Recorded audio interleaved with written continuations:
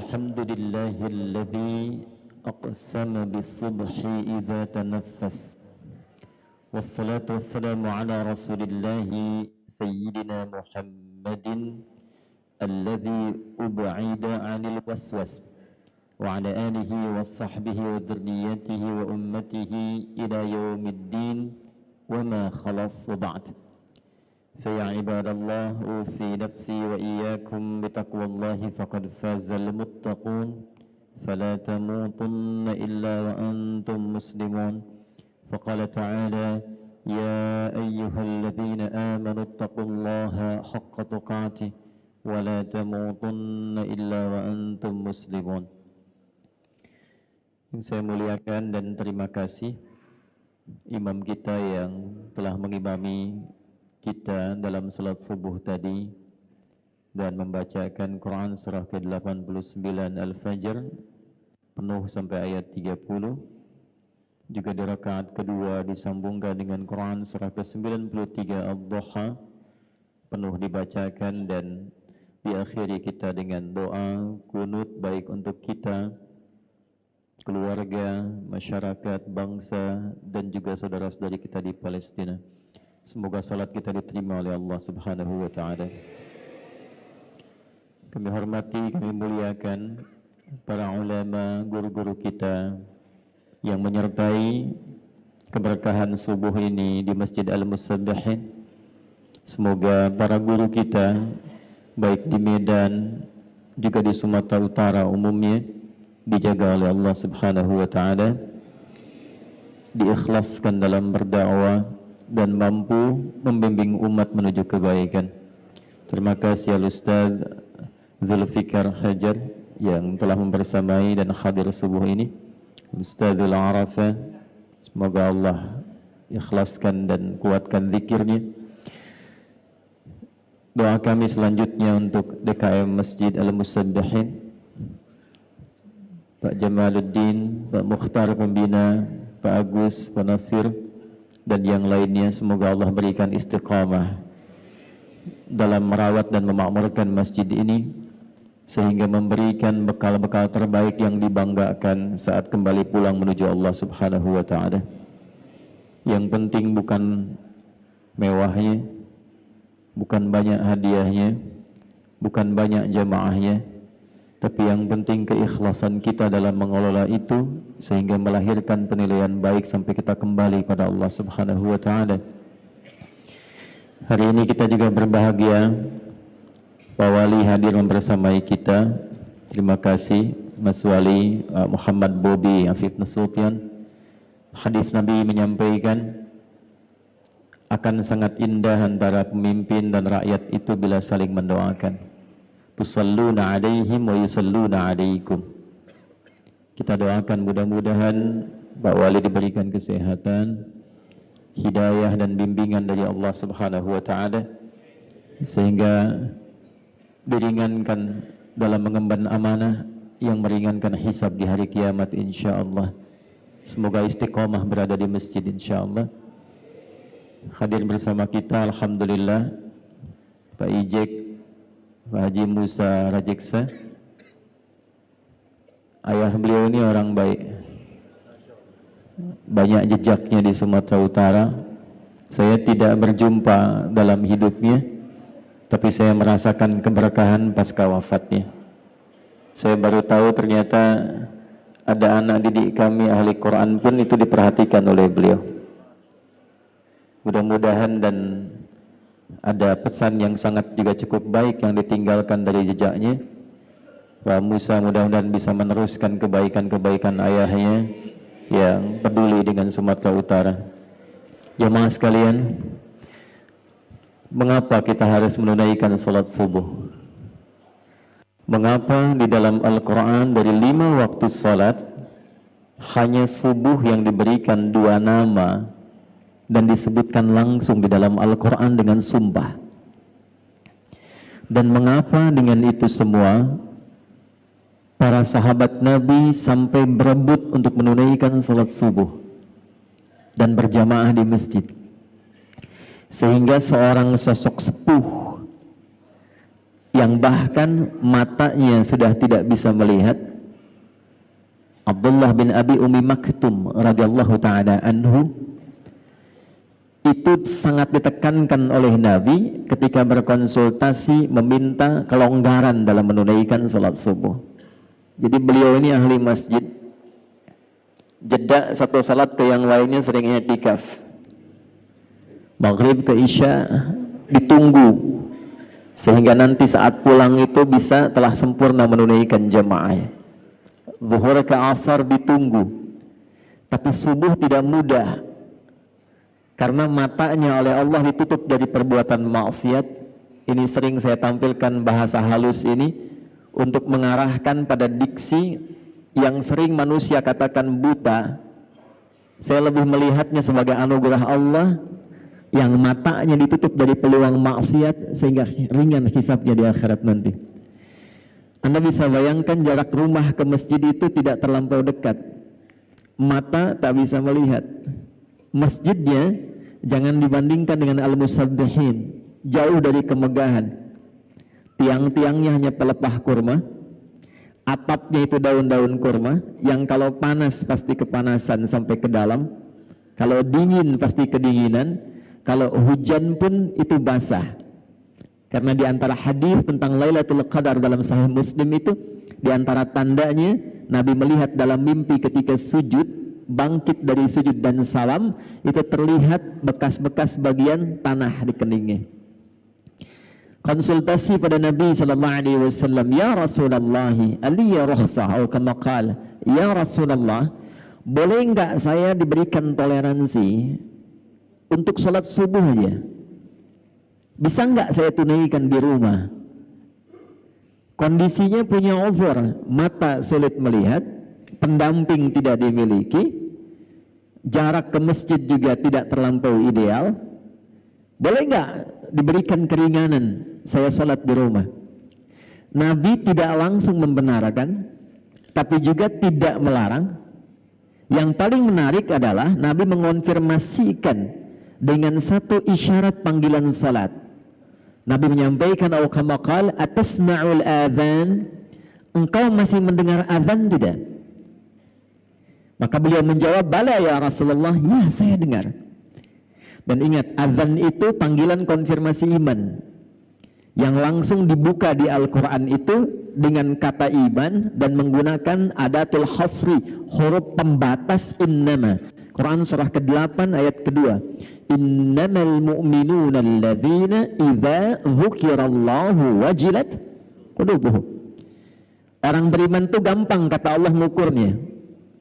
Ciri pertamanya, kalau kita ingin mengetes dan melihat apakah kita masih punya iman, kata Allah, coba dengarkan ketika disebutkan nama Allah, diperdengarkan di telinga kita. Dalam bahasa Arab telinga itu disebut udhun, jamaknya disebut azan. Jadi azan itu bukan sekedar panggilan untuk sholat, tapi azan itu sekaligus diperdengarkan di telinga kita untuk mengonfirmasi apakah dalam perpindahan waktu setiap hari itu, lihat desainnya, setiap perpindahan waktu dalam sehari, subuh baru bangun tidur, pindah ke siang, pindah ke sore, menjelang malam, sampai menjelang tidur, diperdengarkan di telinga kita apakah masih ada getaran iman tidak dalam jiwa kita. Maka ketika disebutkan nama Allah, idza dzukirallahu, kalau diperdengarkan disebutkan nama Allah, Allahu Akbar, Allahu Akbar, itu otomatis kalau imannya ada, getaran itu muncul.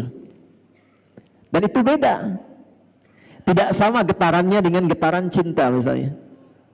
Beda dengan getaran ketika orang Medan di jalan lihat polisi razia tuh. Lain. Allahu Akbar, Allahu Akbar, ya Allah sudah azan. Nah itu getaran iman. Atasma'ul azan, kata Nabi, apakah engkau masih bisa mendengar azan? Bala ya Rasulullah, saya dengar. Perhatikan kalimatnya. Madumta tasma'ul adzan fa'addiha fil masjid. Selama engkau masih bisa mendengar adzan, berusahalah optimal agar mampu menunaikan subuh itu berjamaah di masjid. Jadi Pak Jamal, gerakan subuh berjamaah itu termasuk sunnah yang dilestarikan sejak era Nabi. 15 abad yang lalu, itu sudah Nabi kuatkan tentang gerakan subuh berjamaah. Pertanyaannya kenapa? Belum pernah dengar kan gerakan zuhur berjamaah? Ya. Ini Ustaz di Aceh punya Masjid Arafah khusus untuk subuh. Saya tadi tanya, kenapa nggak ada zuhur Mina, asar Muzdalifah, subuhnya Arafah? Kenapa ada subuh berjamaah?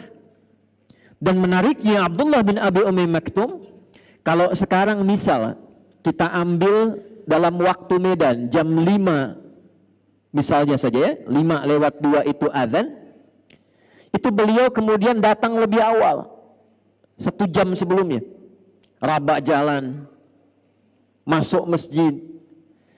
Biasa yang kita dengar yang azan itu siapa di zaman Nabi? Bilal bin Rabah. Sejak peristiwa motivasi Nabi itu, peristiwa tentang gerakan subuh, khusus azan subuh itu Abdullah bin Abi Umi Maktum. Sampai 2 kali azannya, ya, azan untuk motivasi supaya siap-siap ke masjid, itu Nabi meminta Abdullah bin Abi Umi Maktum sebelum tiba waktu subuh azan. Itulah sejarahnya kenapa azan subuh 2 kali. Dari Madinah sampai dengan ke Mekah sekarang. Saking pentingnya subuh, cuman subuh yang azan 2 kali. Plus Jumat kan, diantaranya. Tapi yang di era Nabi terjadi itu, di era Nabi itu subuh. Dari sejak itulah kemudian Abdullah bin Abi Umi Maktum azan sebelum subuh, sekitar 30 menit sebelum subuh. Setelah itu baru kemudian datang jamaah persiapan, barulah Bilal bin Rabah azan tepat di waktu subuh masuk. Pertanyaannya, mengapa subuh? Ada apa dalam subuh? Dan bagaimana seorang yang menunaikan salat subuh dipandang berhasil salatnya oleh Al-Quran dan hadis-hadis Nabi Muhammad SAW. Ini yang akan kita bahas di pertemuan subuh ini, dan mudah-mudahan Allah mudahkan kajian kita insyaAllah. Jadi yang tadi mukaddimah ya, sekarang kita masuk isinya. Bismillahirrahmanirrahim. Semua ibadah yang kita tunaikan, baik itu salat, zakat, puasa, umrah dan haji, di dalam Islam menariknya itu semuanya ada maknanya. Bukan bacaan biasa, bukan gerakan biasa, dan bukan nama biasa. Kita ambil langsung dalam salat. Ini bukan dari takbir sampai salam, sekedar gerakan, bacaan, salam, tutup, selesai. Salat itu tidak hanya sampai situ. Tapi ternyata dari semua gerakan dan bacaannya itu punya makna. Dan dengan makna inilah Nabi bimbing sahabat-sahabat utama sampai mereka jadi orang hebat di zamannya, di semua profesinya. Anda bisa bayangkan, dari sholat saja yang modal pakaian berbisnis itu bisa jadi orang paling kaya di zamannya. Yang saat kami riset secara serius, itu Abdurrahman bin Auf saja dikonversi ke masa kini, asetnya itu sampai 72.000 triliun dari sholat. Itu hanya mengamalkan makna berdiri. Amr bin As itu membawa rombongan dari Afrika Utara, jalan dari Mesir, Libya, Tunisia, Maroko, Aljazair sampai ke Syam di Syria. Itu semua tempat yang dilewati, tidak ada perang, tidak ada paksaan, masuk Islam. Dan dahsyatnya bukan sekedar masuk Islam, tapi tempatnya maju dan berperadaban. Sampai Afrika Utara itu jadi provinsi di masa Musa bin Nusir. Gubernurnya Musa bin Nusir, provinsi. Pangdamnya Tariq bin Ziyad. Dan dengan kehebatan itu dari Iberia, Andalusia, Spanyol, Portugal, cuma datang minta bantuan, dikirim panglima pada saat itu dengan beberapa pasukan, itu bisa yang paling dahsyat membangun Spanyol, membangun Portugal, Iberia, Andalusia, sampai punya peradaban 7 abad. Itu dari sholat. Anda bisa bayangkan. Dan dahsyatnya, semua nama yang melekat pada sholat itu bukan nama biasa. Kenapa subuh namanya? Kenapa fajar? Kenapa siang bukan sholat nahar? Padahal siang bahasa Arabnya nahar. Kenapa sholat zuhur? Kenapa sore bukan sholat masa, tapi sholat asar? Kenapa maghrib bahkan isya? Isya itu kan salatnya malam, kenapa bukan salat lail? Tapi salatul isya. Dari 5 ini kita ambil 1 saja karena kita ada di waktu subuh. Hari ini kita akan ungkap nama subuh dan fajar. Jemaah sekalian, salat subuh ini menjadi menarik karena 2 namanya dan cuma satu-satunya dari semua salat yang 5 waktu disebutkan dengan 2 nama dalam Al-Quran dan keduanya menggunakan sumpah. 1, fajar yang imam tadi kita bacakan, wal fajr walayalin ashr. Perhatikan baik-baik, nanti ada rahasia dalam surah ini. Orang yang mampu memahami ayat ini, menunaikan salat di waktu fajarnya dengan semangat fajar, Allah akan muliakan hidupnya, Allah akan bebaskan dari kefakiran, diberkahi kalau punya jabatan, diberkahi kalau punya harta, dan ditutup hidupnya dengan husnul khatimah, ditampakkan surganya sebelum wafatnya. 2, di Quran surah ke-81 At-Takwir di ayat ke-18. Was-subhi idza tanaffas. Orang yang mampu memahami ayat ini, Allah akan jadikan semua aktivitasnya tertata, terukur, ringan dan sukses saat dilakukan. Ini yang menyebabkan Nabi langsung komen tentang subuh. Dan ingat, kalau Nabi sudah komen, umatnya tinggal like and subscribe. Jangan komen lagi. Ya.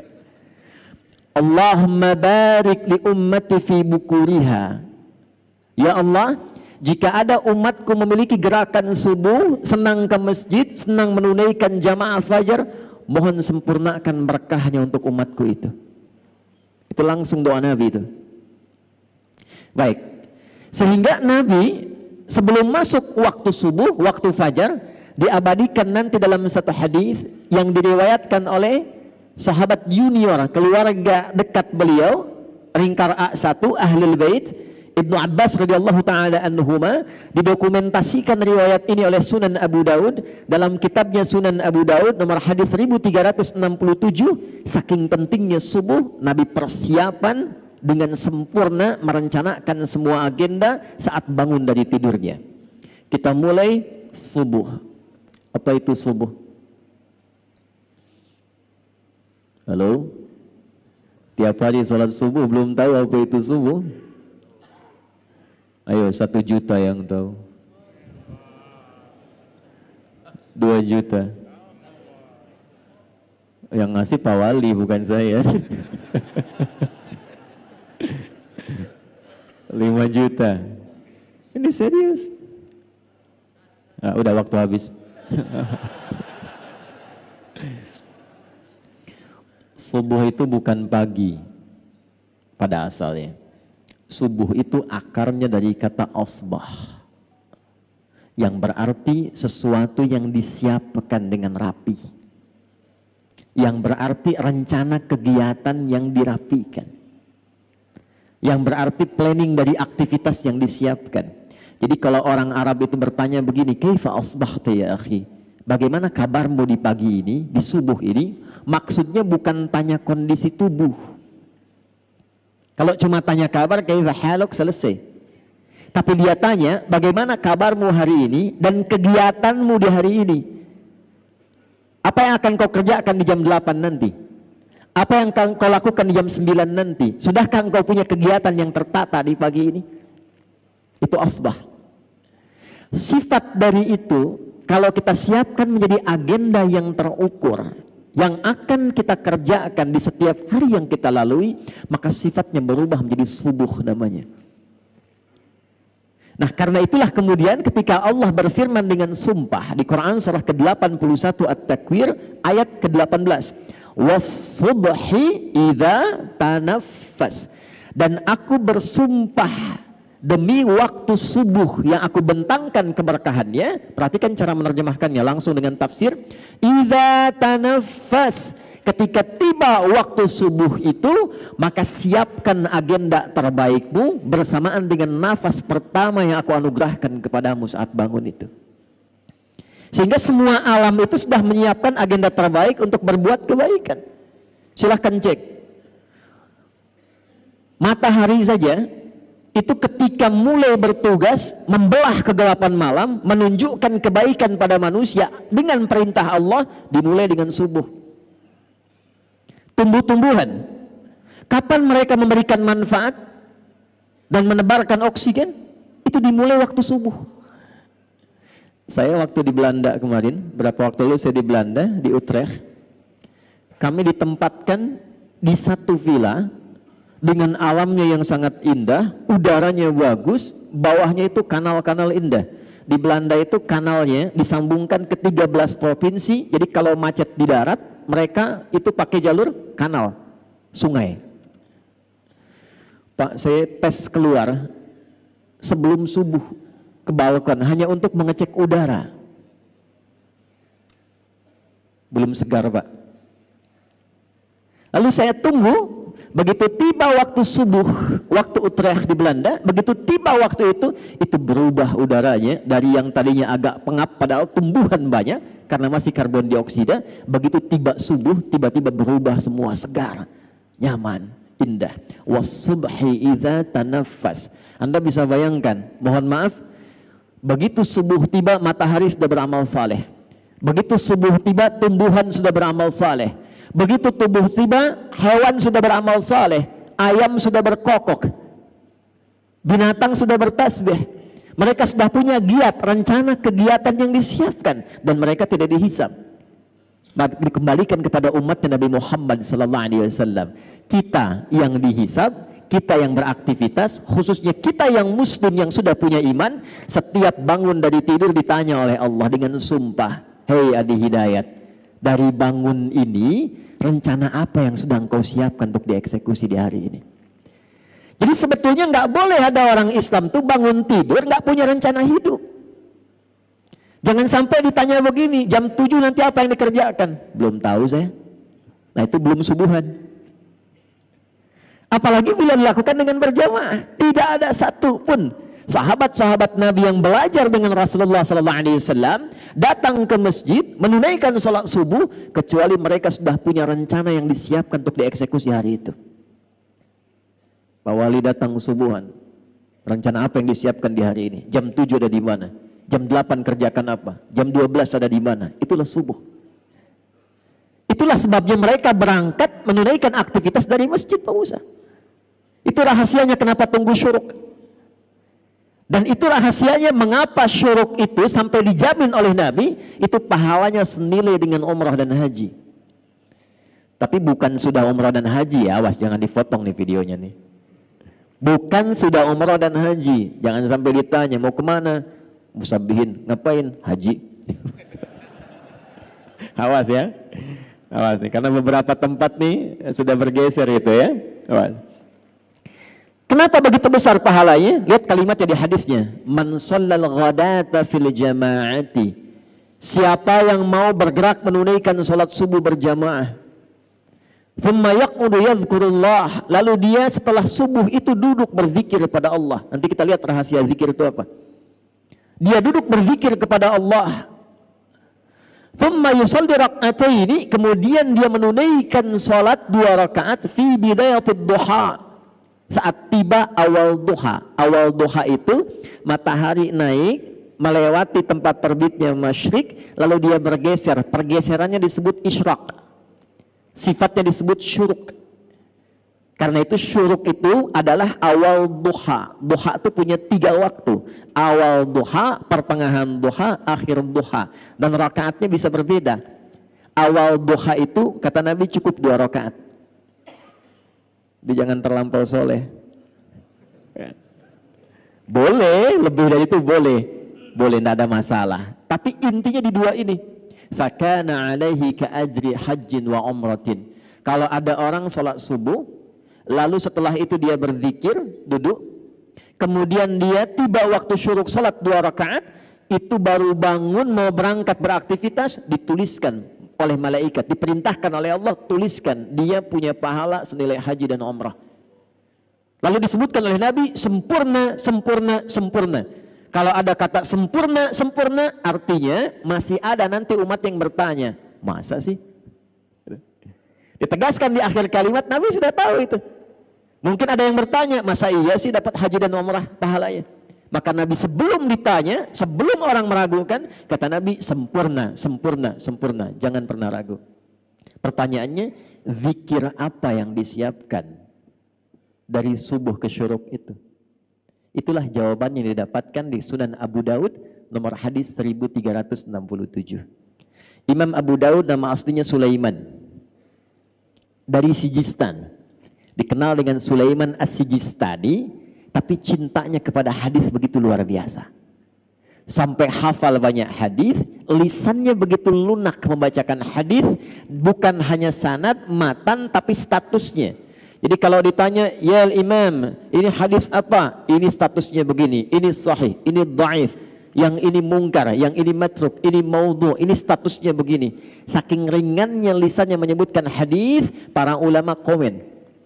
Di antara yang komen itu Al-Imam Ibnul Qayyim Al-Jauziyah, jika ada Nabi Daud mudah melunakkan besi dengan tangannya, maka ini Abu Daud ringan melunakkan hadis dengan lisannya.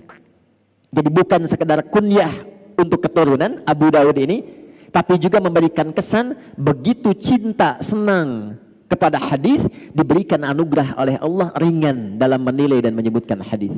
Di antara sekian hadis yang beliau dokumentasikan dalam kitabnya Sunan, nanti satu saat kita belajar detail ya, mungkin bagi para da'i, imam dan khatib, kenapa kitab hadis dibagi 4 nanti, ada mu'jam, ada sunan, ada musnad nanti ya, saya ulangi ya, ada 1 jami', 2 sunan, 3 mu'jam, 4 musnad. Yang ini sunan. Kitab sunan itu kitab hadis yang disusun berdasar urutan fikih kegiatan ritual kita. Cepat, nomor hadis 1367 diriwayatkan langsung oleh keponakan Nabi SAW, anaknya paman beliau. Nabi punya paman, salah satunya Abbas radhiyallahu taala anhu, beda usia dengan Rasulullah itu kurang lebih 3 tahun. Tempat tinggalnya dekat dengan Nabi, di samping Babu Salam. Jadi kalau bapak ibu umrah atau haji, saya doakan yang belum insya Allah bisa disegerakan. Tidak cukup dengan amin, nabung dari sekarang ya, nabung. Jadi saya lupa tadi mulai nih, mohon maaf nih ya, saya tidak terafiliasi dengan politik praktis. Saya ini ulama mendoakan untuk semua sehingga semua punya bimbingan dari Allah Subhanahu wa taala. Cuma masalahnya sekarang saya kadang kesulitan memilih kata, termasuk saat di luar negeri. Saya mohon ya, ini kalau kita nanti mendapat kata, niatkan untuk ibadah, tidak untuk yang lain. Jadi aminnya amin spiritualis, bukan amin politis. Ya. Wah, sudah. Ini kajian kita, kajian subuh. Sebab sekarang ini saya ke Kuwait kemarin, saya dapat cerita, Ustadz, ini eksesnya luar biasa. Orang tahiyat tadinya begini, sekarang jadi begini kan.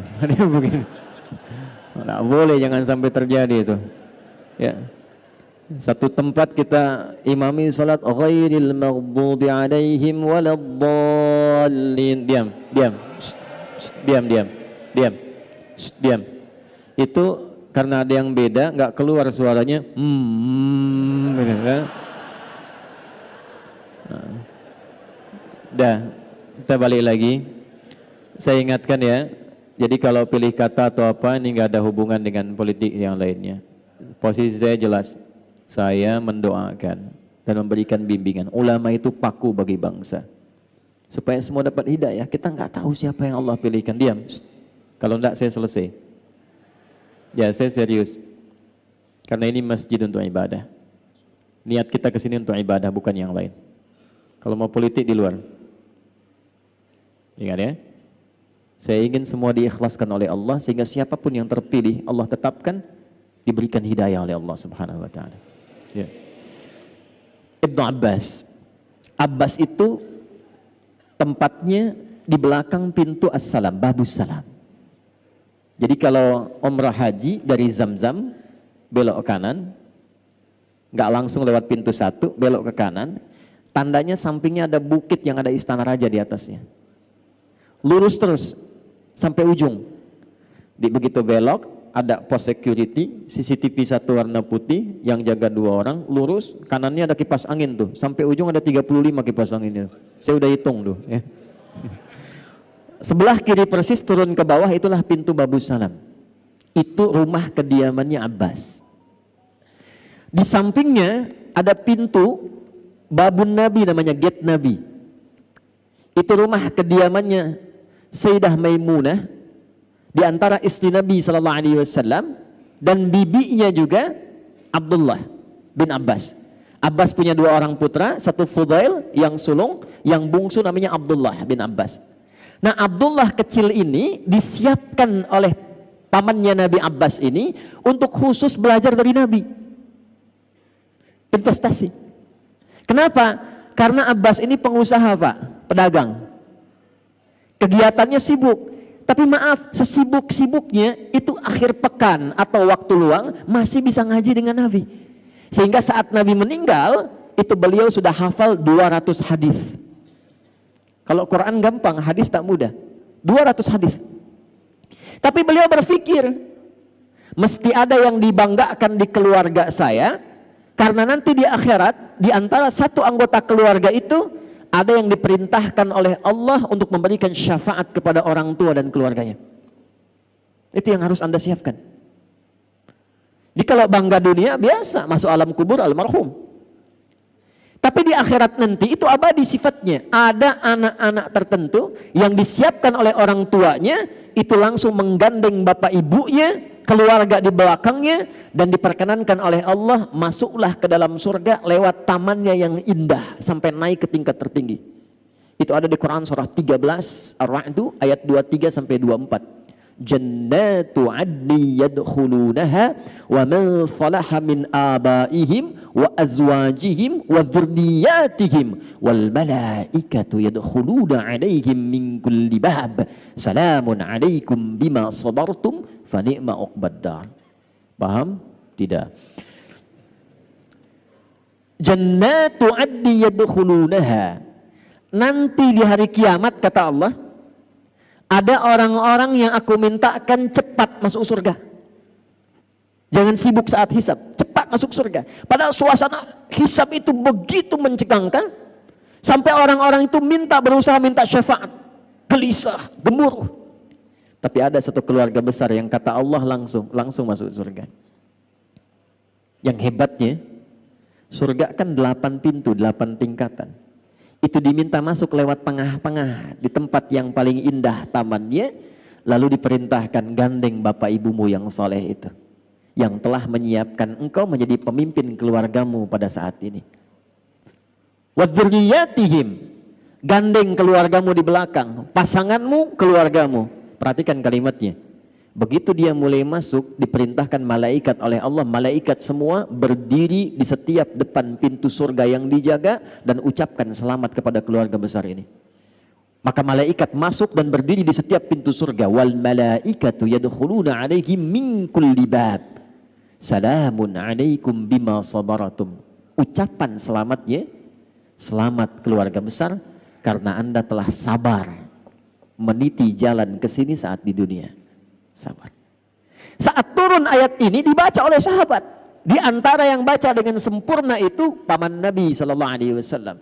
Beliau seorang pedagang, beliau pekerjaannya sibuk, kadang juga merantau, walaupun sesekali masih ikut kajian Nabi. Tapi kalau saya boleh cuman hafal 200, anak saya mesti lebih dari saya. Bapaknya nggak hafal Quran, anaknya mesti hafal. Bapaknya mungkin bukan ahli fiqih, tapi satu di antara anak saya mesti menjadi ahli fiqih. Maka disiapkanlah Abdullah kecil ini yang usianya dari sejak dini 2 tahun, 3 tahun disimpan di majlis Nabi. Ketika anak ini dari kecil disimpan di majlis Nabi, tumbuhlah cintanya pada Rasulullah SAW. Kemana-mana ikut Nabi, penasaran dengan Nabi. Di antara saking penasarannya, beliau ingin tahu bagaimana bangun tidurnya Nabi sebagai persiapan subuh. Jadi hadis ini diriwayatkan oleh anak kecil yang belum balik. Saking cintanya dengan Nabi. Dan kelak nanti ketika Nabi meninggal, bapaknya Abbas tadi, bapaknya Abdullah hafal hadis 200, anaknya hafal 2000 hadis. Di antara hadis yang beliau hafalkan adalah apa yang akan saya bacakan ini. Qala An Ibnu Abbas radhiyallahu taala anhuma qala, hadis riwayat Ibnu Abbas. Ini tolong catat baik-baik ya. Ini rumus dalam hadis. Kalau Bapak Ibu teliti baca hadis, kalau ada jasa ayah kepada anak dalam mendidik, itu nama anak nggak pernah disebutkan dalam riwayat hadisnya. Yang disebutkan bapaknya. Pernah dengar Ibnu Umar? Pernah dengar Ibnu Abbas tadi? Yang kita tahu kan Ibnu Abbas, Ibnu Umar. Nama aslinya siapa? Ibnu itu anak laki-laki, Umar anak laki-lakinya Umar. Ibnu Abbas anak laki-lakinya Abbas. Nama anaknya nggak disebut, Abdullah nggak disebut. Kenapa?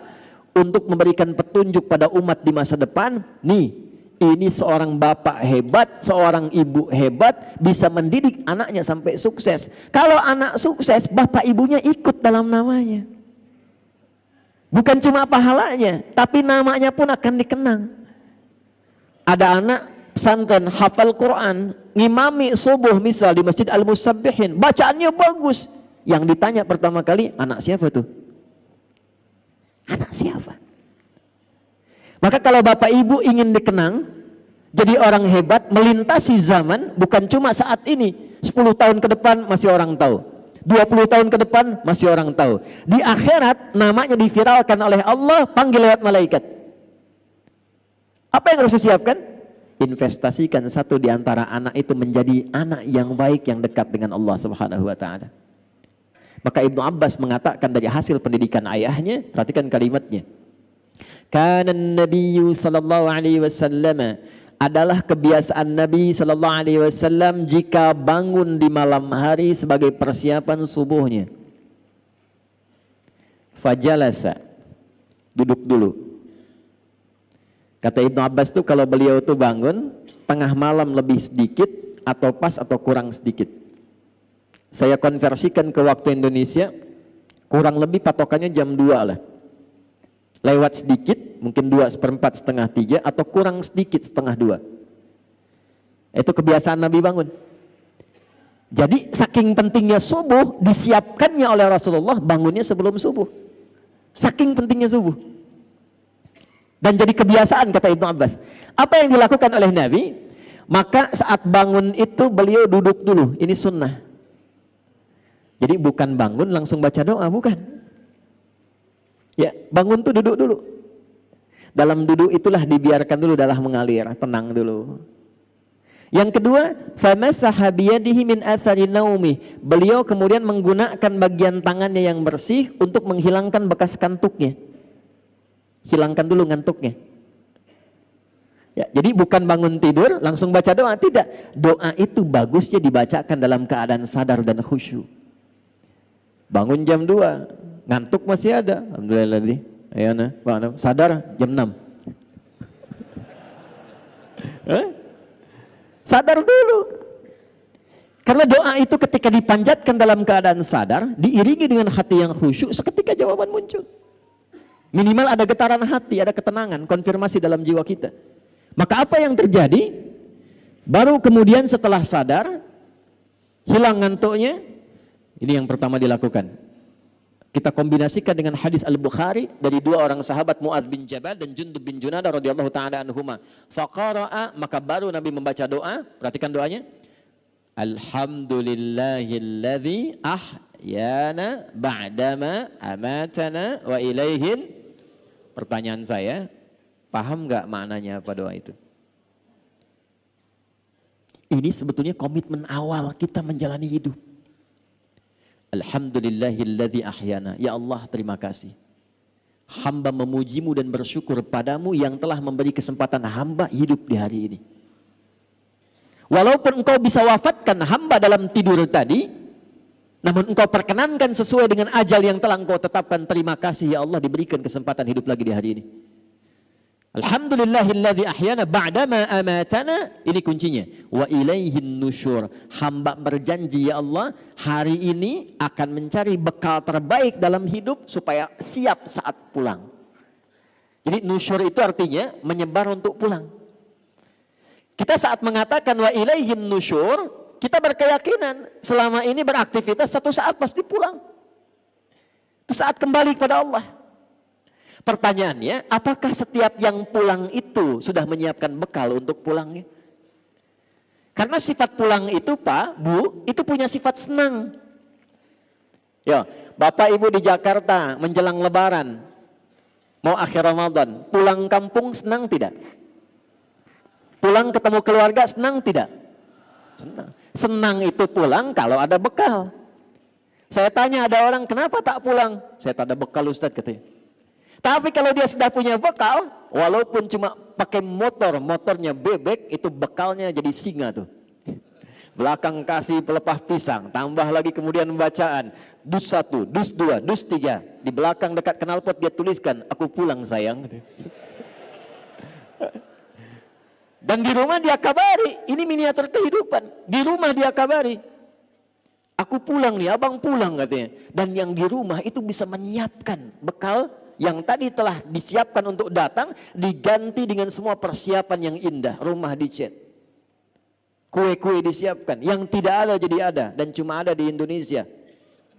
Mohon maaf, itu kalengnya kaleng biskuit, isinya bisa rangginang. Saya tidak sebut nama supaya tidak endorse itu ya. Nah itu miniasi dunia, makanya disebut Id. Id itu pulang. Innallaha la yukhliful mi'ad. Mi'ad itu waktu pulang. Tempat pulang disebut ma'ad. Innalladzi farada 'alaikal Qur'ana laradduka ila ma'ad. Hei engkau yang sibuk, hei yang punya jabatan, hei yang punya kekayaan, hei yang merasa pintar, hei yang ini, hei yang itu, silahkan kau kerjakan apapun dalam hidupmu, tapi engkau pasti pulang. Quran surah 39 ayat 30, innaka mayyitun wa innahum mayyitun. Muhammad, engkau akan pulang dan umatmu pun semua akan pulang. Nah, ini mayit nih. Saya juga mayit, calon meninggal. Ya, antum mayit nih, meninggal tuh, meninggal. Waktunya bisa beda-beda, bisa antum duluan, saya belakangan bisa. Atau dibalik bisa terjadi, saya belakangan antum duluan bisa. Bisa. Kan mungkin saja terjadi ya. Ya. Balik tuh. Apa yang Nabi siapkan supaya kita beraktivitas menjelang pulang? Itulah yang Nabi bacakan, faqara khawatim surah Ali Imran. Ini persiapan sebelum subuh. Di sini kita akan fokuskan bahasan kita. Maka Nabi menunjukkan, siapkan bekal dari 11 ayat terakhir surah Ali Imran. Itu kunci menjalani semua aktivitas hidup setiap hari. Saking pentingnya ayat ini dibacakan setiap hari oleh Nabi saat bangun tidur dan disiapkan untuk dieksekusi setelah keluar dari masjid sholat subuh. Inna fi khalqis samawati wal ardi wa ikhtilafil laili wan nahari la ayatil liulil albab. Fokus. Alladzina yadhkuruna Allaha qiyaman wa qu'udan wa ala junubihim. Masih ingat tadi? Setelah sholat subuh, zikir menunggu syuruk kan? Dijawab di ayat ini, alladzina yadhkuruna Allaha qiyaman wa qu'udan wa 'ala junubihim wa yatafakkaruna fi khalqis samawati wal ard. Rabbana ma khalaqta hadza batila subhanaka faqina adzabannar. Belum selesai. Rabbana innaka man tudkhilin nar faqad akhzaita wa ma lidh-dhalimina min Ansar. Belum selesai. Rabbana innana sami'na munadiyan yunadi lil imani an aminu bi rabbikum fa'amanna. Rabbana faghfir lana dhunubana wa kaffir 'anna sayyi'atina wa tawaffana ma'al abrar. Rabbana wa atina ma wa'adtana 'ala rusulika wa la tukhzina yaumal qiyamah. Innaka la tukhliful mi'ad. Sampai sini saja, sampai pulang. Ini saking pentingnya kita bacakan 17 kali dalam sehari. Di setiap waktu sholat fardu. Jadi gambaran kurikulum hidup ini yang kita kerjakan setiap hari, kita minta sama Allah dijaga istiqamah 17 kali dalam sehari. Anda bayangkan. 1. Inna fi khalqis samawati wal ardi wa ikhtilafil laili wan nahari la ayatil liulil albab. Saya cepat terjemahkan langsung dengan tafsir. Orang cerdas itu, orang pintar itu, orang yang paham esensi sesuatu, dia tidak akan hanya menikmati hidup, menatap langit dan menjalani kehidupan di bumi saja. lihat langit indah, jalan-jalan, nikmati aktivitas di bumi. Tidak. Orang cerdas, orang pintar yang tahu inti kehidupan itu, inti sesuatu, itu disebut lub namanya. Tahu kelapa? Jadi Pak Wali itu, Pak Ijek, Pak Bobi, kemarin saya makan satu tempat di sini ada kelapa, tapi kelapanya Thailand. Kenapa nggak ada kelapa Medan? Ya, saya makan di Medan, kelapanya kelapa dari Thailand. Nanti ada hadis Nabi di ujung saya ingatkan tentang kondisi masa depan yang perkembangan teknologi semakin cepat. Supaya nggak lompat-lompat, saya urutkan dulu. Kelapa itu ada kulitnya nggak luarnya? Serabut ya. Setelah ketemu serabut, ketemu apa? Batok kelapa. Setelah ketemu batok, ketemu apa? Ada dagingnya ya. Nah, lalu air, kalau kita lihat kelapa di dalamnya itu kan ada daging halus tuh ya. Itu yang paling enak kan? Itulah lub namanya. Inti sesuatu, inti kelapanya, lub. Jamaknya disebut albab. Ada orang yang kalau disebutkan sesuatu paham, oh ini intinya, arahnya ke sini. Itu ulul albab. Tapi ada orang yang dijelaskan sekali belum paham, 2 kali baru paham, daging kelapa.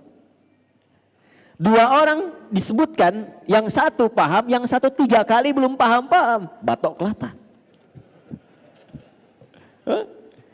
Disebutkan sesuatu diarahkan, berjam-jam diberi arahan, nggak mau paham, serabut tuh namanya. Dan biasanya yang sering kejebak dengan serabut kelapa itu monyet. Coba lihat monyet tuh, sering kejebak dengan serabut kelapa.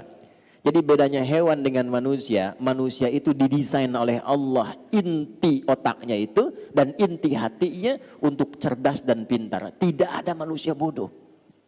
Cuma di lagu. Ada band yang bandnya sudah nggak ada. Nggak ada manusia bodoh. Semua manusia diciptakan Allah pintar. Nah, tingkat tertinggi yang pintar itu disebut oleh Al-Quran dengan ulul albab. Siapa ulul albab ini? Tingkat tertingginya yang paham tugas dia dalam menunaikan kehidupan di bumi untuk pulang ke akhirat. Jadi kalau cuma mengumpulkan harta, berangkat gelap, pulang gelap, harta banyak, akhir pekan liburan, tunjukkan, bikin status, maaf, itu belum ulul albab, itu baru batok kelapa. Karena jahiliyah pun banyak begitu. Kalau cuma berebut, untuk dapat kedudukan, berebut sampai naik tingkat tertinggi, bangga dengan itu, pasang baligo besar-besar, hanya untuk mendapat kedudukan, bukan untuk menggunakannya pada yang baik, itu baru batok kelapa. Karena jahiliyah itu banyak mengerjakan demikian. Ketika Al-Quran turun dan ingin merubah orang-orang Islam jadi orang pintar, orang bermanfaat, orang berbahagia, orang sukses, maka turun ayat. Orang pintar itu orang yang paham esensi kehidupan, untuk apa dia ada di dunia, dan bagaimana dia cara pulang meninggalkan dunia. Maka apa yang dia lakukan? Alladzina yadhkurunallah.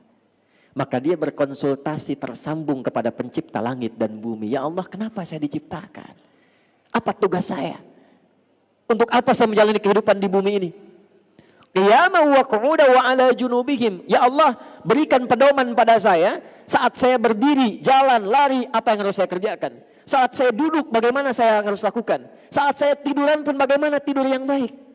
Karena itu Anda tidak akan pernah temukan pedoman yang lengkap dari berdiri sampai tidur, bahkan caranya dan doanya, kecuali dalam Islam. Coba saya tanya ya, bangun tidur ada doanya enggak? Ada caranya? Mau tidur ada doanya enggak? Ada caranya? Ada. Pertanyaan saya, cara bangun tidur dengan cara akan tidur sama tidak? Doa bangun tidur dengan doa mau tidur sama tidak? Doa itu bukan sekedar menjadikan aktivitas jadi ibadah, tapi isinya petunjuk bagaimana menjalani aktivitas itu. Ini perkara minum nih, ini langsung saya contohkan ya. Perkara minum. Di Islam tuh sampai diatur. Bagaimana cara minum yang baik? Idza quddimat ta'am. Adinda kata Nabi, jika makanan hidangan, minuman sudah dihidangkan di hadapanmu, khudh biyaminika ma yalik, ambil dengan tangan kananmu. Yang paling dekat denganmu. Yang paling dekat. Jadi kalau jus jambunya jauh, Yang dekat itu air minum biasa, atau tawakal saja. Karena itu Bu, kalau ibu masak menghidangkan, maksud hadis ini, ibu harus kenal dengan anggota keluarga. Dia suka apa? Kalau dia suka ayam, dekatkan dengan ayam.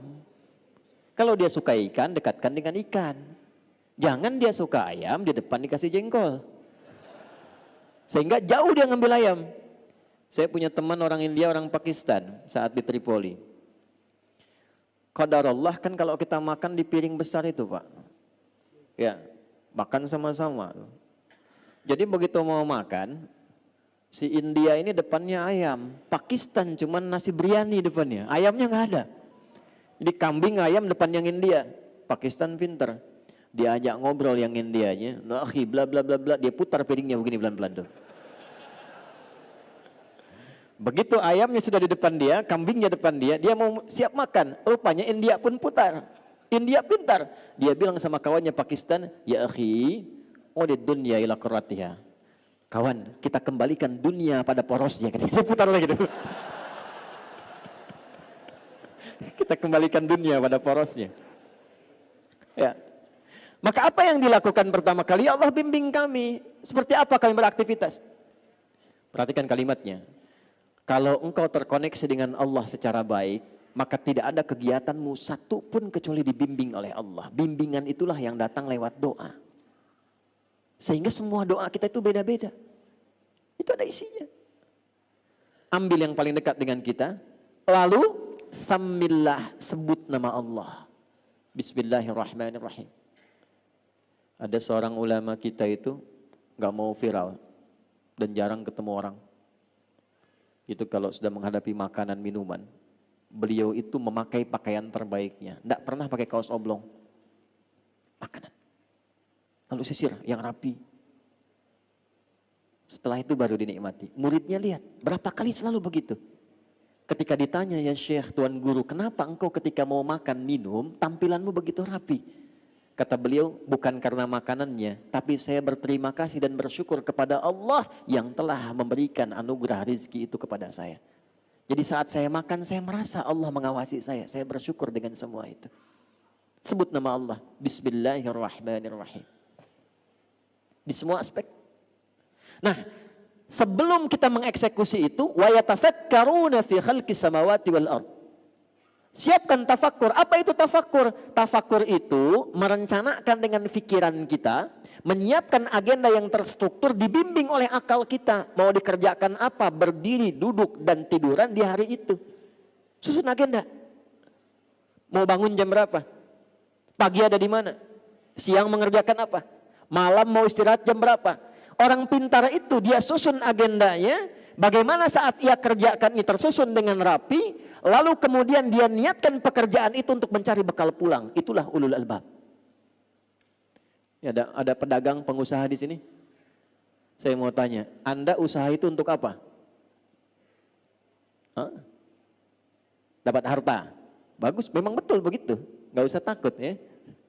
Kalau sudah dapat harta mau apa? Kaya, umroh. Boleh, gak apa-apa. Lihat baik-baik nih, lihat baik-baik. Kalau cuma kita mencari harta untuk kebutuhan dunia, itu umum, sah-sah saja. Dan di Quran ada ayatnya, Al-Baqarah ayat 200. Wa minan nasi may yaqulu rabbana atina fid dunya. Bukan, kalau belum hafal diam dulu. Wa ma lahu fil akhirati min khalaq. Ada orang-orang itu yang hidupnya lelah dia untuk mencari dunia, untuk dunia aja, tapi akhirat gak dapat apa-apa. Nah, yang ideal itu ada orang yang dunianya dia bahagia, akhiratnya pun dia mulia. Dunia sukses, kaya, punya kedudukan, ilmu luas, luar biasa. Akhiratnya pun luar biasa, juara dia. Itulah ayat 201 yang sering kita hadirkan dalam doa. Wa minhum may yaqulu rabbana atina fid dunya wa fil akhirati hasanah wa qina. Sukses dia, bahagia dia. Nah, bagaimana cara mengonversi itu? Pertama, lihat pesannya, langsung diterapkan oleh Nabi lewat bahasa Quran tadi. Was-subhi idza tanaffas. Kalau sudah menjelang subuh, malam-malam tuh siapkan dulu. Apa rencana besok? Karena itu Nabi itu sebelum tidur, itu yang dilakukan evaluasi dulu. Tadi kerjakan apa seharian ini? Oh iya, saya ke masjid misalnya, jamaah. 5 kali jamaah enggak? Ke masjid enggak? Baca Quran enggak? Besok saya siapkan. Kalau tadi 3 kali saya ke masjid, besok 5 kali saya ke masjid. Siapkan. Masjid pertama Al-Musabbihin, masjid kedua A, masjid ketiga B, masjid ketiga, terus sampai dengan Isya. Jamaahnya di mana? Pekerjaannya apa? Ukur semua. Siapkan. Begitu sudah siap, begitu sudah baik, itulah yang disebut dengan tafakkur. Wa yatafakkaruna fi khalqis samawati wal ardh. Rabbana ma khalaqta hadza batila. Kalau semua orang begitu enggak sia-sia pekerjaannya. Ya, maaf, silahkan, kata Allah silahkan, Anda tugasnya di udara, yang pilot, ada pramugari, ada macam-macam, enggak dilarang jadi pilot, silahkan. Jadi astronot silahkan. Yang penting itu jadi pilot yang terukur. Jadi astronot yang punya rencana yang baik. Siapkan dari sekarang. Anda tugas di lautan silahkan, ada nelayan misalnya, ada bakamla jaga, silahkan. Tapi siapkan apa yang harus Anda lakukan saat akan berangkat ke lautan, itu punya rencana yang jelas. Di daratan juga demikian. Setelah itu, ini yang hebat. Ini yang hebat. Iringi semua kegiatan itu dengan persiapan sampai akhirat. Satu, kata Allah, jangan sampai engkau berbuat maksiat dan kerusakan dalam pekerjaanmu, karena neraka itu lebih keras ancamannya dibandingkan dengan keadaan dunia. Rabbana innaka man tudkhilin nara faqad akhzaita. Susun rencana yang baik, niatkan ikhlas untuk kemanfaatan. Jangan sampai terancam dengan neraka. Apa diantaranya? Maaf, 2 sumbernya. Neraka itu cuma 2 sumbernya. 1 fahsya, 2 mungkar. Fahsya, keburukan yang diingkari oleh hati, sumbernya syahwat farj.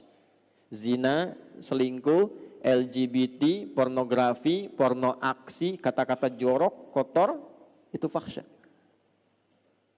Mungkar, keburukan yang diingkari oleh hati, sumbernya nafsu perut dan akal.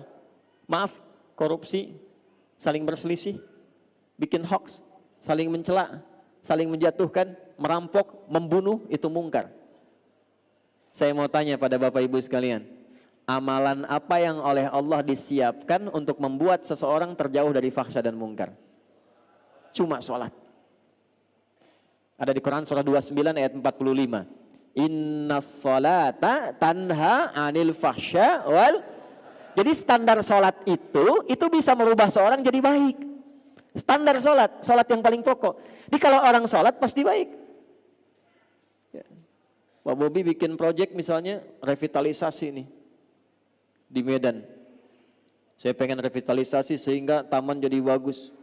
Tiba-tiba datang pengusaha, Pak, kalau Pak Wali bisa memberikan arahan ke kami, fee-nya 20 miliar Pak.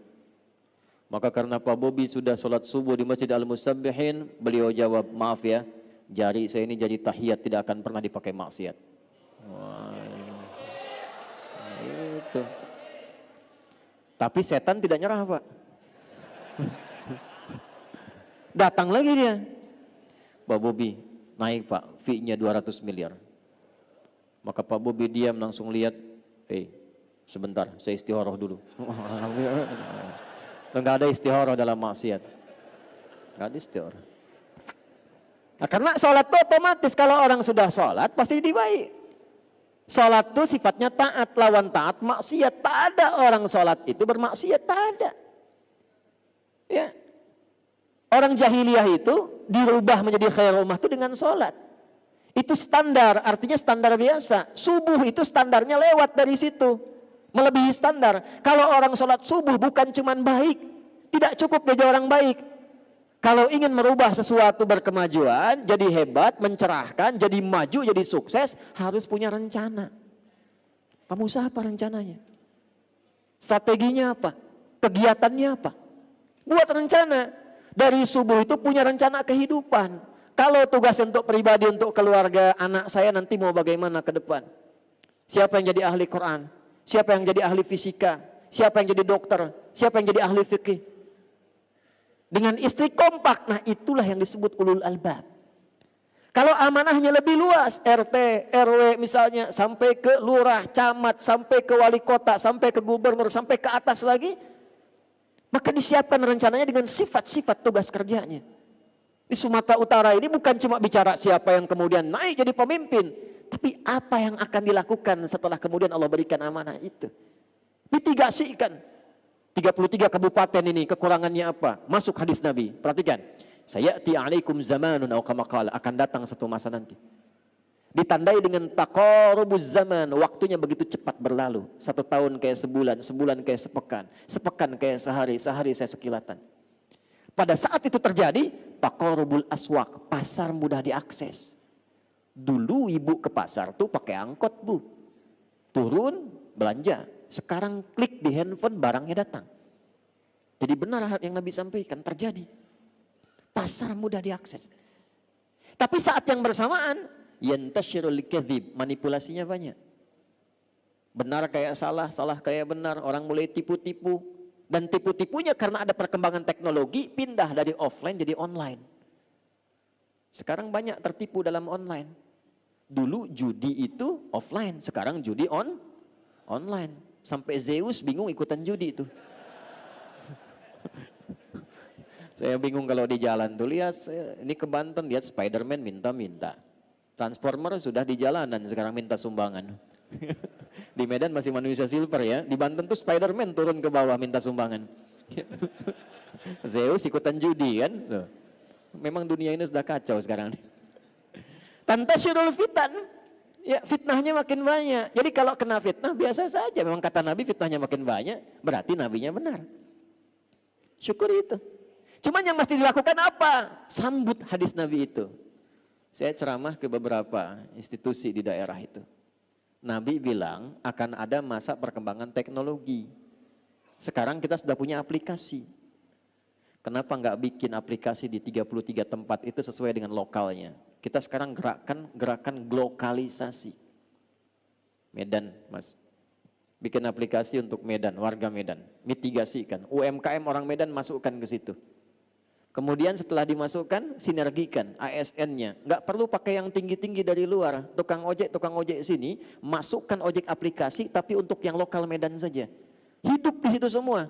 Deli Serdang bikin sendiri. Yang ada di Medan, tukang beras masukkan di situ. Tukang durian ya sudah banyak di situ. Tukang ini, tukang itu. Jadi kalau butuh A, klik si fulan jualan beras, belinya dari beras di situ. Si fulan jualan baju, belinya yang baju di situ. Kalau tidak ada di situ, baru keluar. Hidup lingkarannya di situ. Sambungkan dengan masjid, yang mau zakat, mau infak, titik poinnya di masjid.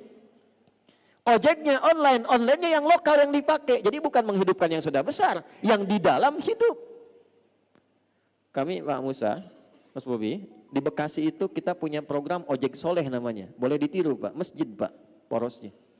Ojek soleh itu opang ojek pangkalan, kita kasih aplikasi sambungkan ke jamaah. Itu mereka meeting pointnya di masjid pakai fingerprint Pak, kayak ngantor. Saya pernah coba masukkan fingerprint, PPO, coba silahkan coba lagi. Oh saya enggak bisa. Hanya ojek aja yang bisa masuk. 5 waktu. Nanti ketika 5 waktu itu konsisten, diukur dengan absen, langsung akhir bulan tidak usah pusing dengan sembako. Disiapkan sembako untuk mereka. Dari ZIS masjid diputarkan lagi, dimitigasi. Setiap daerah di komplek kami itu sudah ada database-nya. Si fulan siapa, usahanya apa, ini yang kesulitan siapa. ZIS itu diputarkan sesuai kebutuhannya. Saldo masjid 0 Pak. Tapi nggak ada yang tidak sulit. Tidak ada yang tidak mudah. Semua butuh proses, tapi setelah terjadi semua rata nyaman.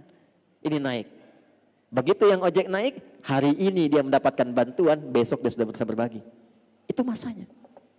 Nah itulah tafakkur. Dan ketika dikerjakan itu semua dengan sifatnya. Maaf, mahasiswa ada di sini? Nah, mau jadi apa? Kenapa pilih kampus itu? Apa yang mau disiapkan dengan itu? Apa kontribusi di tempat tinggalnya? Nah, itulah subuh. Itulah subuh. Ketika dipertemukan seperti ini, jangan diam. Tidak ada sholat subuh di zaman Nabi, kecuali semua jamaah saling kenal satu dengan yang lainnya. Sehingga yang sakit tidak bisa ke rumah sakit ketemu dokter. Al-Musabbihin bikin satu gerai. Dokter-dokter ada database-nya. Yang sakit datang konsultasi, tak perlu ke rumah sakit, dapat obat generik. Yang lapar datang, pulang-pulang kenyang. Oh ini ada sarapan tidak nih subuh ini? Cuma tanya Pak, cuma tanya.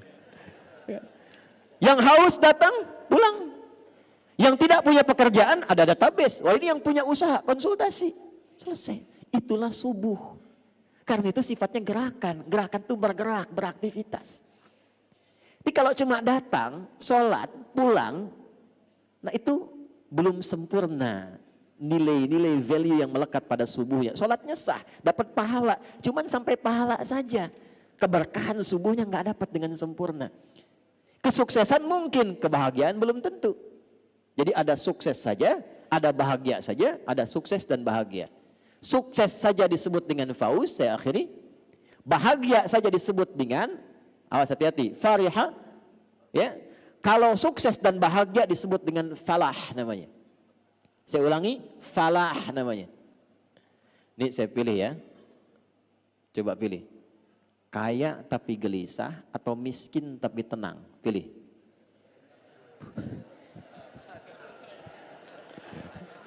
Kaya tapi, nah, ya sudahlah terlihat mukanya begitu. Nah, kaya dan tenang itu namanya falah. Falah. Orangnya disebut muflih. Jamaknya disebut muflihun. Allah bersumpah langsung di Quran surah 23 ayat 1 dan 2. Qad aflahal mu'minun. Orang beriman itu pasti sukses dan bahagia. Apa amalan yang mengantarkan pada sukses dan bahagia itu? Ayat 2, alladzina hum fi salatihim khashi'un. Kalau salatnya khusyuk, maka supaya khusyuk dipanggillah dia dengan kata falah dalam salat. Saat azan itu berkumandang, Anda tanya, kenapa saya mesti salat? Dijawab langsung oleh suara muadzin, hayya 'alas shalah. Kenapa saya mesti salat ya Allah? Jawab, hayya 'alal falah, supaya engkau sukses dan bahagia. Jadi sebetulnya motivasi sholat itu bukan hanya menjadikan kita dapat pahala, supaya kita hidupnya sukses dan bahagia. Kalau kesuksesan itu diraih, kebahagiaan didapat karena kita ingat Allah, berpijak pada Allah, maka sadarlah kita akan keagungan Allah. Itulah yang menjadikan setelah hayya 'alal falah ingat Allah lagi. Allahu akbar, Allahu akbar, la ilaha illallah. Tapi tidak semua orang yang sholat mendapatkan kesuksesan kebahagiaan. Mengapa? Karena dia tidak mengambil hikmah dan pelajaran dari semua pedoman-pedoman terkait sholat itu. Anda kalau cuma datang ke masjid, sholat 2 rakaat dan pulang, tidak dapat hikmahnya. Tapi ketika Anda sebelum datang uraikan kegiatan hari ini. Saya mahasiswa di USU mesti IPK-nya 4. Saat bersamaan saya menghafal Quran. Kami punya gerakan di Jakarta namanya Macan Uah.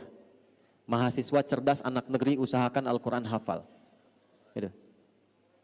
Itu disiapkan sambil kuliah menghafal Quran. Kami dampingi gratis. Kita kasih buku paket, kita siapkan sambil kuliah menghafal Quran. Di wisuda selesai S1 4 tahun, di kampus manapun, saat di wisuda IPK-nya diharapkan 4 kita bantu, saat yang bersamaan dia di wisuda sebagai penghafal Quran 30 juz. Yang duluan hafal kami umrahkan. Ini 24, tanggal 24 saya berangkat satu pesawat penghafal Quran semua. 370 orang berangkat. Nah, di antara mereka mahasiswa.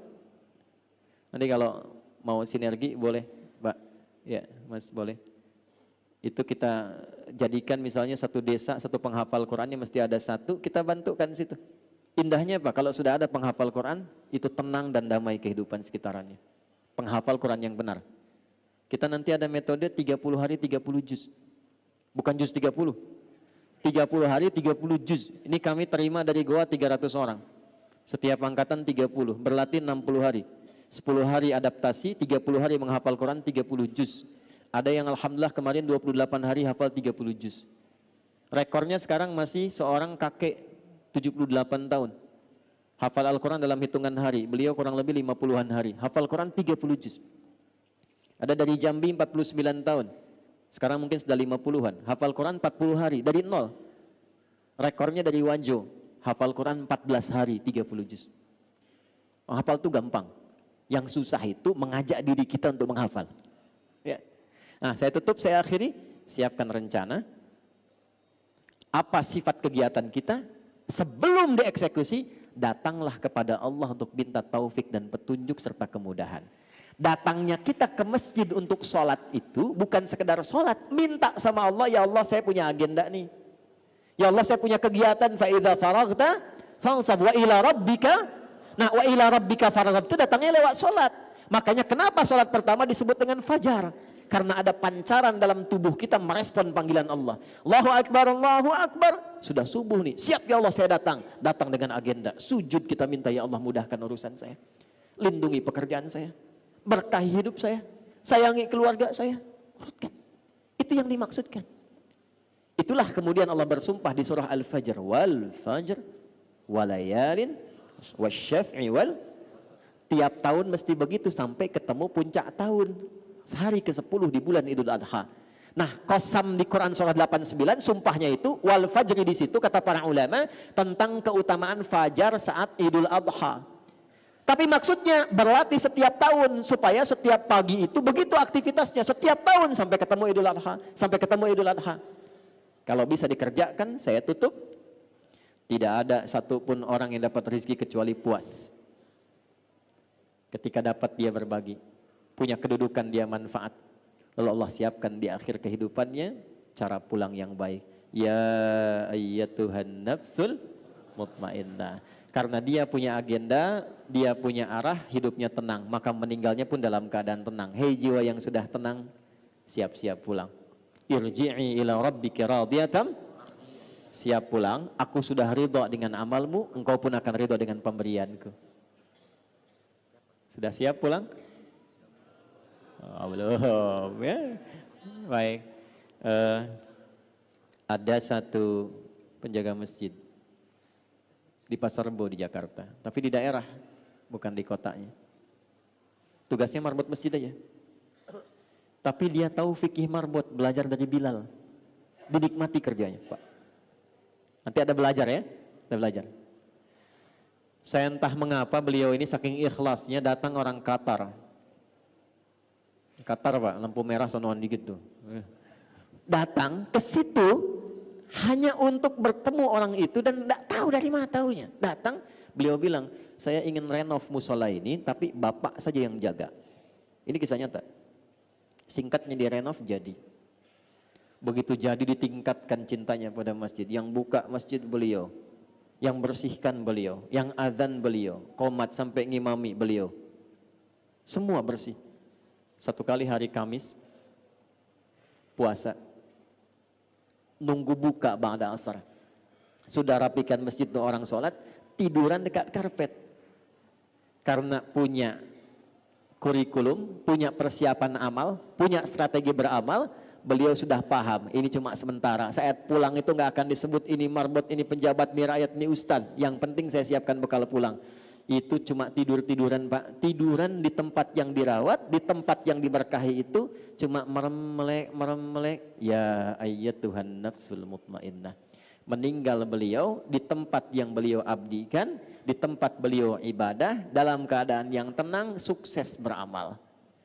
Cara pulangnya, meninggal cuma merem-melek, meninggal. Maaf ya, hati-hati pojok tuh sudah ada yang merem-melek tuh. Nah itulah subuh ya. Jadi saya tidak menginginkan kita mengerjakan sesuatu tapi kita tidak paham apa yang dilakukan. Maka kesimpulannya satu, subuh bukan sholat biasa, tapi menjadi gerakan bagi kita untuk bisa memaksimalkannya dan mendapatkan nilai-nilai kebaikan di dalamnya. Satu. Dua, subuh sifatnya gerakan, tapi gerakan yang merubah hidup kita. Makanya baca lagi surat Al-Fajr tadi, maaf ya, yang tadinya buruk perilaku, yang gak suka berbagi, yang jelek sifatnya, yang suka bertindak yang kotor dengan lingkungannya, itu ketika datang subuh berubah dia. Yang cari-cari harta sibuk sekarang berubah, bagaimana bisa mengolah hartanya dengan baik. Ini datang subuh, jangan lihat banyaknya, tapi dari yang banyak ini saat pulang, siapa yang bisa menanamkan pada dirinya untuk berubah menjadi pribadi yang lebih baik. Dua. Tiga, subuh itu salat jamaah dengan bisifati ta'aruf, saling mengenal. Kalau bisa digerakkan, wali kota di level gubernur naikkan. Subuh itu untuk yang muslim kenalkan, jangan cuma datang, bikin program kenalan. Kalau bisa bikin database nih, ya Pak Jamal, masjid ini punya database minimal dari warga sekitarannya. Kenalkan. Nanti wali kota, gubernur, macam-macam kunjungan, kenalan. Itu kalau sudah begitu, nggak ada masalah-masalah yang didapatkan di masyarakat kecuali tuntas karena kenal langsung di lapangan. Nah, itulah ilmu belusukan Nabi yang ditiru oleh Umar pada masa itu. Sehingga ketika Umar jadi khalifah, jadi pemimpin, itu sudah biasa dengan belusukan dan tidak bawa kamera. Ya, karena masa itu belum ada. Masa itu belum ada. Kalau ada ya dipakai juga untuk dokumentasi dan nyampaikan ke masyarakat bahwa ini program kita. Ya, bukan untuk bikin status. Jamaah juga begitu tuh, foto-foto macam-macam, ya. Nah, niat innamal a'malu bin. Nah, yang terakhir ini yang paling penting, subuh membuat kita semakin bersaudara. Semakin mencintai, menyayangi. Saya tutup, Nabi tidak pernah melihat dalam subuh kecuali sebelum sholat beliau tengok siapa di saf mana jamaah-jamaah itu. Sampai Nabi tahu siapa yang ada di posisinya. Saya akhiri dengan singkat, seorang jamaah di sayap kanan hilang di era Nabi. Nabi tanya, mana si fulan? Belum ketahuan ya Rasulullah, tunggu sampai dekat ke akhir habis sholat subuh. Ini kisah nyata. Karena waktunya mau habis, diputuskan sudah kita mulai sholat. Begitu selesai sholat gak ada, kita tengok ke rumahnya. Datang disusuri, ternyata ya Allah ya Rabbi, ketemu rumahnya agak jauh. Yang tersisa hanya istrinya. Ditanya, aina zaujuk, kemana suamimu? Ya Rasulullah, dia telah kembali kepada Allah, meninggal. Itu sampai dicari, ditemukan sudah meninggal. Nabi cari. Nabi bilang gini, ada yang aneh enggak sebelum meninggal? Tidak ya Rasulullah, cuma dia bilang begini, ya Allah, kenapa kau enggak makin jauh? Ya Allah, kenapa bukan yang baru saja? Itu aja yang saya bingung ya Rasulullah. Kata Nabi, bukan. Dia itu sebelum meninggal ditampakkanlah pahala sholatnya yang sering dia lakukan ke masjid itu. Dalam subuh khususnya. Ditampakkan. Jadi bukan berarti kita sia-sia. Nanti sebelum meninggal kebiasaan kita ditampakkan. Kalau yang rajin tuh amal soleh ditampakkan amalnya. Sehingga itu yang membuat kita tenang. Lalu dia melihat ternyata jalannya itu dihitung. Banyak pahalanya. Dia berkata, ya Allah, kenapa nggak makin jauh lagi aja masjidnya sehingga makin banyak pahalanya. Satu waktu di musim dingin dia keluar pakai baju double di jalan yang kedinginan saat akan berangkat ke masjid. Dia copotlah baju yang luar, dia pakai yang dalam. Yang dalam tuh yang baru, yang luar yang lama. Begitu diberikan keluar pahala ditampakkan sebelum wafat. Dia berkata, ya Allah, kenapa yang nggak baru saja yang saya berikan? Kenapa harus yang lama? Karena pahalanya berbeda. Salat. Itulah janji Allah, ya ayat Tuhan nafsul. Dan tempatnya ayat itu di surah Al-Fajr. Tempatnya di surah Al-Fajr. Itu yang harus jadi motivasi untuk kita. Tetangga yang belum ke masjid, datangi silaturahim. Apa hukumnya? Tetangga dekat masjid, jarak bahkan nempel rumahnya ke masjid, tapi nggak mau ke masjid. Apa hukumnya? Hah? Bakar? Oh iya, hati-hati tuh. Hey. Aduh, main bakar aja tuh. Belajar, jangan baca terjemahan. Hukum tetangga muslim yang belum berkenan ke masjid tapi rumahnya dekat dengan masjid, hukumnya ajak dia ke masjid. Doakan. Ajak dia ke masjid. Kita pernah ada komplek bagus seperti ini Pak masjidnya, kompleknya mewah, muslimnya banyak, yang ke masjid satu saf saja tidak penuh. 6-10 orang. Satu saf itu bisa 20-30. Duduk saya lihat, saya tanya, kenapa begini? Kita atur strategi, ini kisah saja. Nanti DKM punya database, kunjungi tetangga. Datang ya, hari libur saja Sabtu misalnya atau Ahad begini, bawa buah. Siapkan sebelumnya, pulang subuh bawa buah. Assalamualaikum, waalaikumsalam. Pak Haji katanya, ada apa nih? Oh enggak, kami dari masjid tadi, tak lihat Bapak, kami kira sakit, kami datang bawa buah. Itu zuhur nggak ditanya langsung ke masjid. Sekarang penuh. Ya demikian yang bisa saya sampaikan. Mudah-mudahan Allah berkahi kita semua. Allah sayangi kita semua dalam kebaikan.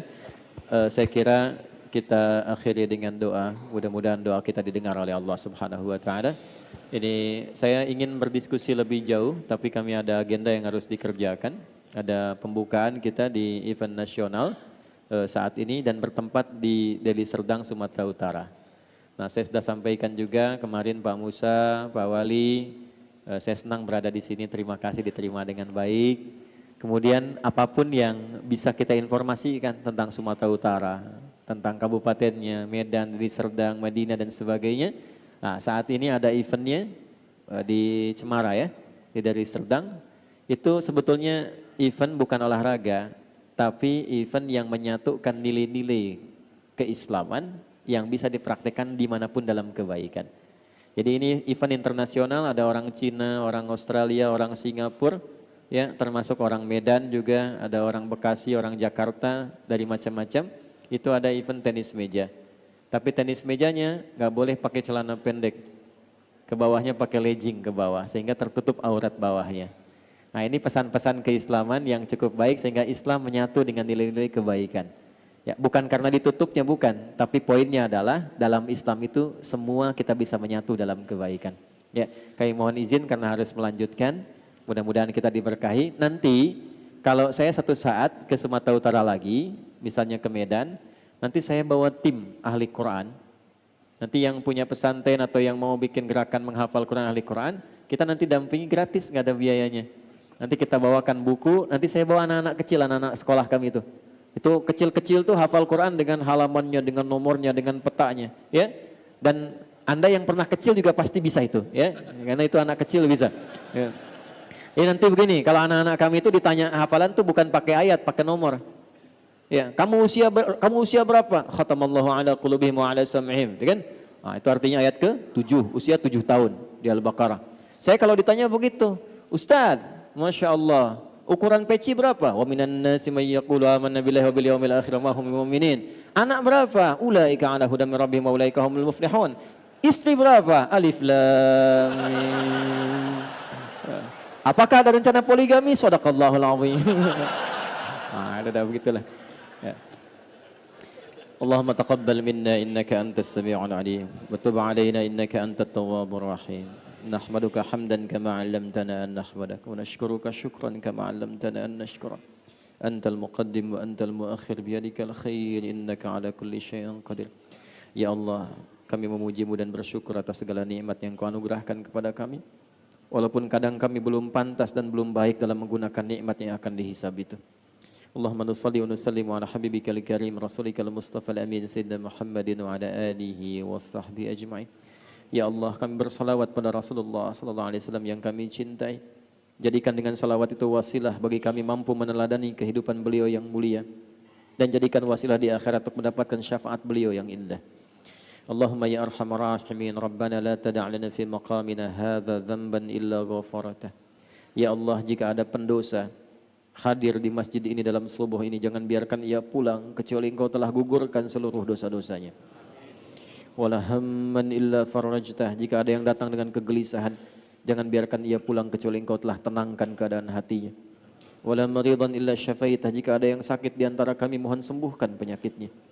Wala asiran illa yassartah, ya Allah, mungkin di antara jamaah ada yang datang membawa kesulitan, maka mohon ya Allah dengan keikhlasan amalnya datang, hilangkan dan angkat seluruh kesulitannya. Wala dainan illa qadaitah, ya Allah, mungkin di antara jamaah ada yang terlilit utang piutang, dengan keikhlasan ya Allah, mohon limpahkan rezeki kepada mereka untuk melunasi utang-utangnya. Allahumma wala hajata min hawaijid dunya wal akhirati fiha laka ridhan wa fiha lana salah illa qadaitaha ya arhamar rahim. Ya Allah, di antara jamaah mungkin ada hajat yang tersembunyi, dengan keikhlasannya ia beramal, mohon kabulkan hajatnya selama baik dunia dan akhiratnya. Allahumma alif baina qulubina, Allahumma ij'al jam'ana hadza jam'an marhuma wa tafarruqana min ba'dihi tafarruqan ma'suma waj'alna minal musabbihin al-muttaqin al-muslimin as-salihin. Ya Allah, satukan hati kami dalam kebaikan. Berkahi pertemuan ini ya arhamar rahimin. Dan bila pun kami mesti berpisah, jadikan perpisahan kami mengikat cinta dan kebaikan di antara kami. Konsisten menjadi orang yang bertasbih, orang salat, orang takwa, orang baik dalam pandangan-Mu. Allahumma tubna ilaika taubatan nasuha. Ya Allah, kami bertobat di subuh ini dengan tobat yang sesungguhnya. Allahumma altuf ya Allah qulubal asin wal asat liyatubu ilaika taubatan nasuha. Ya Allah, mohon sentuh jiwa-jiwa pelaku maksiat di subuh ini ya Allah. Sentuh jiwanya agar ia mau bertobat sebelum ia wafat ya Allah. Dengan rahmat-Mu sayangi hamba-Mu ya Allah. Sayangi hamba-Mu ya Arhamar Rahimin. Allahumma hdi jiwarana ya Allah wa zumala'ana liyahtadu ilal Islam. Ya Allah, ada kawan-kawan kami, tetangga kami, kerabat kami yang mungkin belum bergabung dengan kami. Ya Allah, dengan hidayah-Mu anugerahkan mereka hidayah untuk menemukan Islam. Jadikan mereka saudara-saudari kami di dunia dan di akhirat ya Arhamar Rahimin. Allahumma ashtaqna bi Rasulillah sallallahu alaihi wasallam. Ya Allah, kami merindukan perjumpaan dengan Rasulullah sallallahu alaihi wasallam. Kami rindu dengan Rasulullah sallallahu alaihi wasallam. Allahumma arzuqna ni'mata ya Allah naltaqiya ma'a Rasulillah yaumal qiyamah wa la tudayyi'al fursah lana. Ya Allah, berikan kesempatan pada kami untuk dapat hanya menatap Rasulullah atau menjumpainya di akhirat ya Arhamar Rahimin. Jangan hilangkan ya Allah kesempatan kami untuk menatap beliau di akhirat kelak. Allahumma ij'al baqiyata hayatina hayatan thayyibah wa akhirah fatina husnal khatimah. Tawaffana ya Allah biqaulina la ilaha illallah Muhammad Rasulullah. Wa qaulika ya ayyatuhan nafsul mutmainnah irji'i ila rabbika radiyatan mardiyah fadkhuli fi ibadi wadkhuli jannati. Ya Allah, mohon jadikan sisa kehidupan kami lebih baik dibandingkan hari-hari sebelumnya. Dan mohon bila kami wafat, ya Allah, kapanpun itu wafatkan kami dalam keadaan husnul khatimah.